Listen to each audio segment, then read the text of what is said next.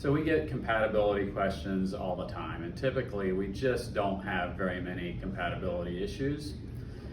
Here's what I would say is over the last couple of years, the only compatibility issues that I can remember involve the use of Signature Extra. It seems to be not a very friendly tank mix partner a lot of times.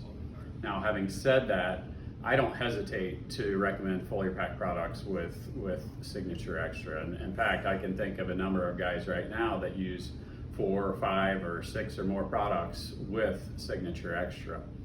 So having said that, no issues there. Other than your typical tank mix issues with calcium and phosphorus and humic acids, we just don't see very many issues.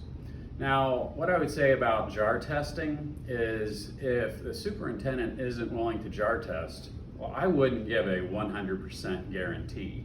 Now, I'm not afraid of suggesting Foliar-Pak products with any mix that a superintendent is familiar with and has had success with, but I'm not just going to offer a 100% guarantee.